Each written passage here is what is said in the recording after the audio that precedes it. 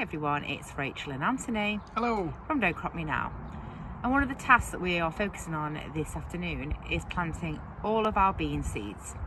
And if you followed our channel over the last couple of years, you'll realise that we're really quite into growing beans, particularly for drying, which is quite unusual still in the UK.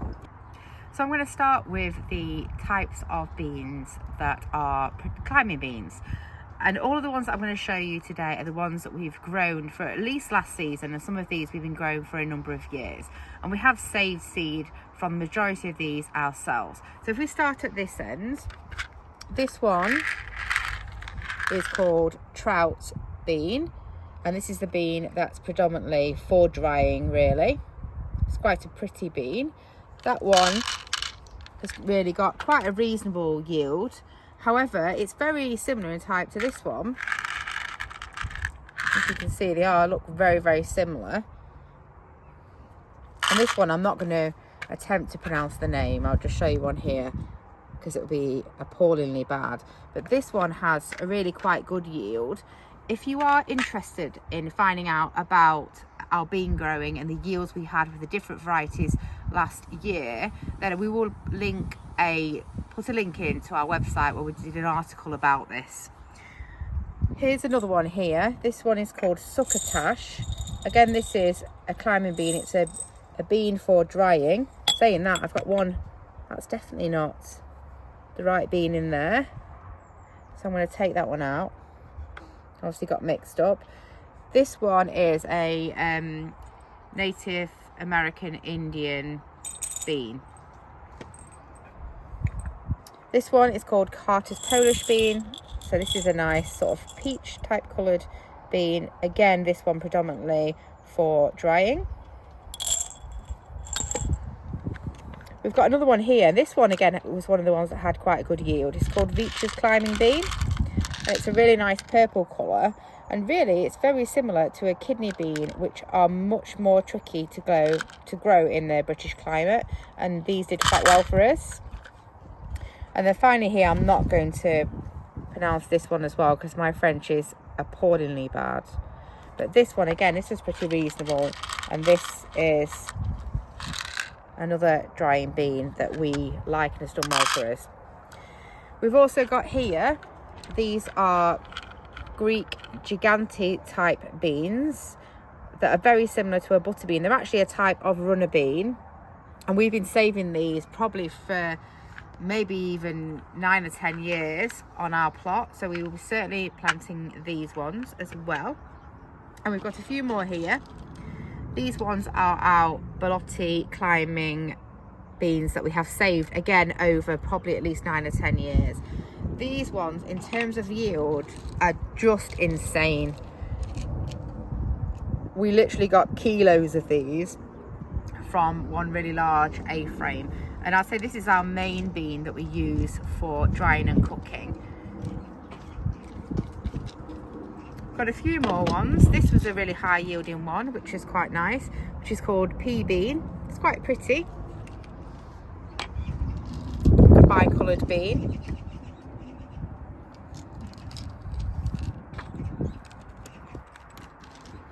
And another bi-coloured bean here, which is called cocoa bicolour. The majority of these beans, even though, like I said, we do save our own seed over the years, I have originally got from a few different companies. It's one called Beans and Herbs, which is a UK based company, and a lot of them also came from the Heritage Seed Library. So they're two really good suppliers if you're looking to find some sources of different types of beans that would be suitable for drying. The last couple that we've got to show in here, this is called White Emergo. This is a runner bean, which obviously you can eat the runner beans fresh, but I tend to also grow these because they're very similar to a butter bean and they taste quite nice, and they're really high yielding and easy to grow. So we will definitely be growing these. I don't think we're going to grow any of the normal standard varieties of butter beans that have the coloured beans this year because we just had so many last year. I've got so many left over that I haven't even cooked yet. But I am going to set some of these off again because as a dual purpose, we find them really good. And then, oh, we showed you that one, didn't we? The last one, again, is another climbing bean. Again, another Native American Indian bean.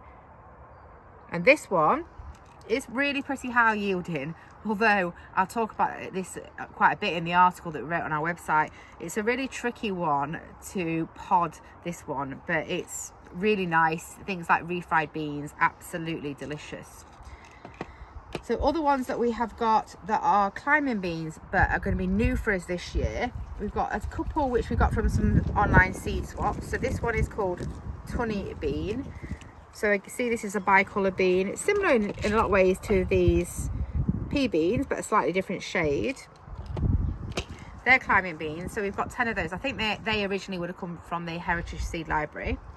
And same with these ones, which are called Polish purple beans. So from that, I'm making a presumption the actual bean itself isn't green but purple, but we'll see. And again, look, they're very similar to their Ballotti type beans. So we're going to give those ones a go this year, see what the yields are like. Then we have a couple of other new ones for us. I've called these ones Neil's black Spanish beans, and this is from a chap who's got a plot right near us who grew these and got really nice yields from them, and he lived in Spain a while and really enjoys the sort of many traditional Spanish bean dishes, and he grew these ones and they did really well. So I'm not sure what the actual variety is, I just called them Neil's black Spanish beans. And these ones here, which are the white, so I called these Neil's white Spanish beans. So I'm not actually sure what the variety is for those that are in here. So all of those beans that we just talked about are all climbing beans, and we grow these either on an A-frame or wigwams. And over the last few days really, we've been putting a lot of these up on our plots. So hopefully, as you can see in these two beds behind me, our beans are grown very, very close together. And I've had a few questions on our YouTube channel and on our Facebook group about pollination and growing different beans and saving the seeds when they are close together. So the best advice that I would give on this is, yes, in theory, many beans can self-pollinate, but most of these beans, these climbing beans here, are a French variety of bean as opposed to a runner variety of bean. Runner beans do cross-pollinate quite a little bit, but French beans in the main are mainly self-pollinated. So what we mean by that is it doesn't require the bees or the insects to pollinate them. They often, once the flowers are open, they've already pollinated.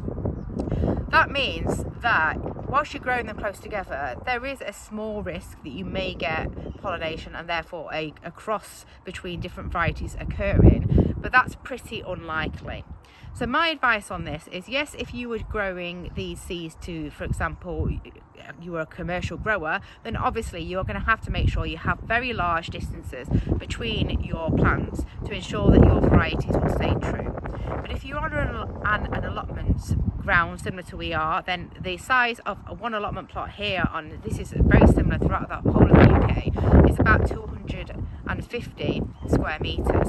So even if you put some beans at one end of your plot and then you put beans at the other end of the plot, it's not further enough really to guarantee that you're not going to get that cross-pollination. And also your neighbours may also be growing plants that may get the cross-pollination.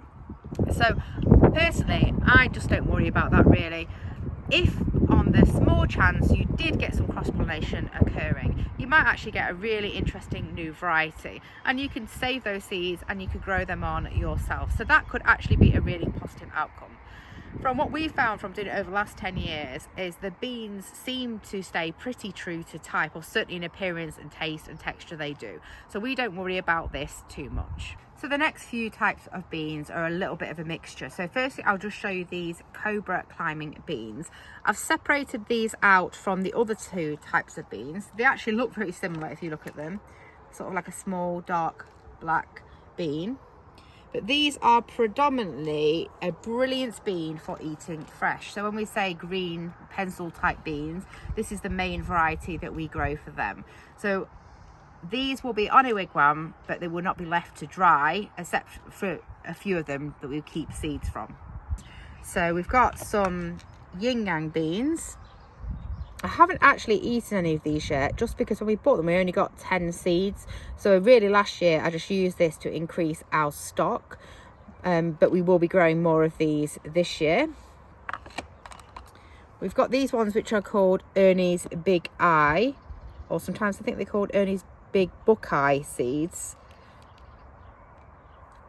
which are a dwarf one. One of our absolute favourite, this is called Hoppy Black dwarf beans from the Heritage Seed Library, and these are another Native American Indian bean. Absolutely delicious these, and the yields on these was one of the highest yields that we got, even though it was a dwarf bean. So I would really recommend growing this variety. And then finally in here we actually have some of the true kidney beans. Like I was saying, it's meant to be really tricky to grow these in the UK, and last year we actually grew them in our polytunnel, but we got quite a few.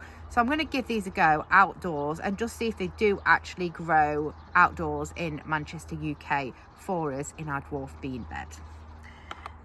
Finally, the final type of bean that we're going to do is, these are soybeans or edamame beans. I've never grown these before. When I've looked up the instructions online, it says they grow to about 2 foot. I don't know whether that actually means that they're going to need support or they're going to be more like a bush type bean. So if you do grow soya or edamame beans, please put in the comments and give us some hints and tips on that. That would be brilliant. We tend to start most of our beans off in the greenhouse, and so we're sort of mid-April here. This is the earliest I will probably start beans off. We're just quite busy next weekend, so we're going to get some of these seeds sown today. We are using these trays that are from ContainerWise. This is not an affiliate link. We are not linked to ContainerWise in any way, but they're really good quality seed trays, and we have found them really good to use. The main reason for this is obviously they are a lot more sturdy than a lot of the ones that you can buy. They are actually really expensive to buy. I mean, one of these is probably about £5. However, we actually got these second hand, so they were much more reasonable in price. And for us, it's really about the environmental impact as well. We were getting pretty sick of buying trays that last 1 season, 2 seasons if you're lucky. And we really wanted to reduce our plastic use as much as we can on the allotment. So by having these, we're hoping that they will last a long time and we won't have to keep replacing them. So we will fill these with multi-purpose compots. We're going to mix quite a bit of perlite in there for drainage, and then they're going to go in our cold greenhouse to grow on until after the first frost, which for us in South Manchester is usually about the 2nd week in May. So in terms of planting these are equivalent really in size of probably your sort of 3-inch individual pots. So they're quite large pots. I'm going to start 2 beans in each cell, so I've just put them on top just to count these beans out, and then all of these we'll plant in a similar manner. So they need to be probably a good few centimetres underneath the compost, and the easiest way I found to do that is just to get something like a mini dibber. I'm just using this cane, so I'm going to make a couple of holes, drop the beans in, and then fill them back up again. These trays have been watered in well, so we're not going to water them again, and we'll just place them in the cold greenhouse. So we put all the beans into the cold greenhouse, and when I say cold greenhouse, I'll be honest, it's not that cold. It is currently 33 degrees in here, even with the door open and the vent open. So this will be a really good temperature to get these seeds going, and then we can put them out after the last frosts. There's lots of reasons that we choose to grow beans on our allotment. They're a really hassle-free crop. You sort of put them in, especially the ones for drying, and literally let them climb and forget about them and harvest them in the autumn. Also, because we're trying to work towards being as self-sufficient as we can with our own produce, they are a brilliant source of protein and really good for making vegetarian or vegan meals. If you've enjoyed the video today, please like, comment and subscribe. It only takes a minute, but it really helps our channel. Bye everyone. Bye.